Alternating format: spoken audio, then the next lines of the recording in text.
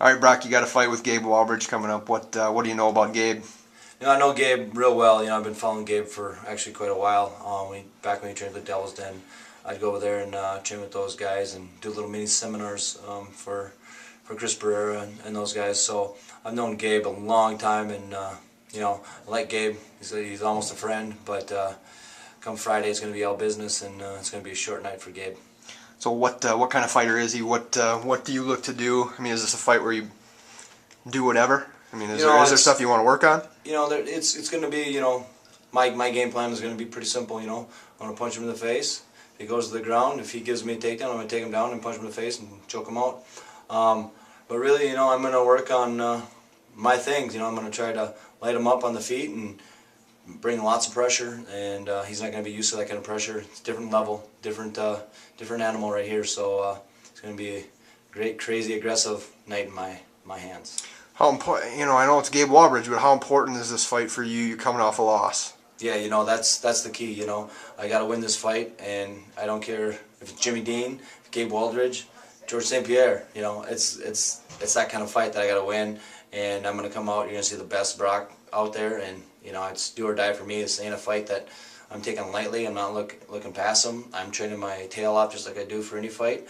And my guys have done a good job of keeping me focused and making me realize that this is the fight that I have to win, and I'm going to come in with both barrels blasted. Talk about the loss. Well, it's probably a fight that a lot of people didn't get to see down south. What happened in that fight? It's sort of Shark Fights, which is an up-and-coming organization. They're a pretty good organization. I fought Tarek Safardine, who's very tough. Clearly should have won that fight. I just wasn't my night. I had all the right thing, the game plan, everything was good, and I did it right except for finishing my takedowns. I pushed him in the fence, put him where I wanted to be, and did my thing. Just didn't have the strength that day, whether it was a weight cut, overtraining, not real sure what, but just didn't have it that night, and so I'm making sure that I don't make those same mistakes in this training camp, and be ready to go on Friday. We doing 175 for this fight, or are you getting all the way down to 70? No, we're going all the way down to 170. We're going to make it real. And how's your weight now? My weight's pretty good. I'm a little heavier than I want to be, always. But it's right on track, right where it always is. And this next week it'll be just kind of lighten up and just kind of focus on getting the weight down and getting mentally ready and focusing pretty much just on Gabe and my weight. Well, we're coming off a night you just got to watch a whole bunch of your guys fight. What were your impressions of how Fafia represented tonight here at King of the Cage? The Fafia guys are all tough. They're going to come to fight every time. They train real hard. They're going to win some, they're going to lose some, they're going to show up and fight, and you're going to get a fight every time you fight one of those guys. But they were good. We had a lot of guys that first fight out, a couple guys pro debuts, so it was a lot of fun to watch and be a part of that, and just kind of yell and have a good time with the guys. They're a strange crew, but I love them to death, and they're gonna make their mark here in Minnesota. Obviously, Rocco probably stands out. Is that a fight that stands out to you? Anybody else that you were really impressed with tonight? Rocco, he always amazes me. You never know what you're gonna give with Rocco. He's got the personality. He's got everything. He's just to do the things he does. And then the other two, Josh and Kyle. Kyle's never fought before, never done anything. He had his amateur debut and landed a beautiful knee and ended the fight right there. And I thought maybe he was a little overmatched athletically, but he stayed in there and threw the knee and dropped him right away. And then Josh Holtz came in there banging, firing, barreling around. He's a Taekwondo guy and does Golden Glove boxing, so I kind of thought he'd end up knocking the guy out. And sure enough, he ends up triangling the guy. So it was a crazy night, and if I was a betting man, I would have lost a lot of money because I never know how things are going to end here. So it was good.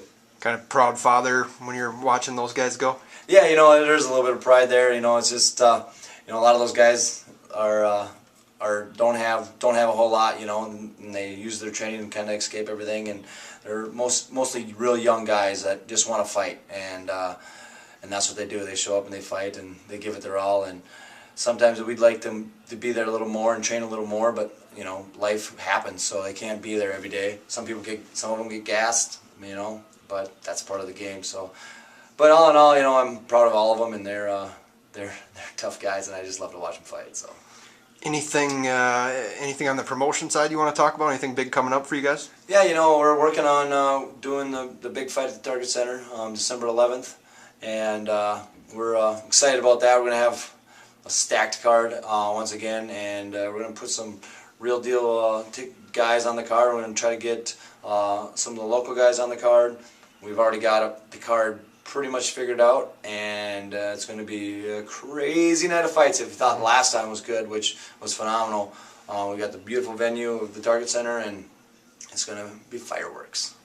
How about for you for the rest of the year for your fighting? I mean, do you have things planned out here the rest of the year, or just kind of winging it? Yeah, right now I'm just kind of waiting for this fight to get over, and then I'll look into the next fight. Monty is, of course, my manager, and he's got a short list, and he asked me last week to go out and fight in a tournament, which I wasn't able to because of this fight and prior obligations. So, but the phone rings all the time. People want me out there fighting. So there's plenty of opportunities out there. It's just a matter of waiting the right time and getting the right fight and go beat somebody up. All right, thanks, Brock. Thank you.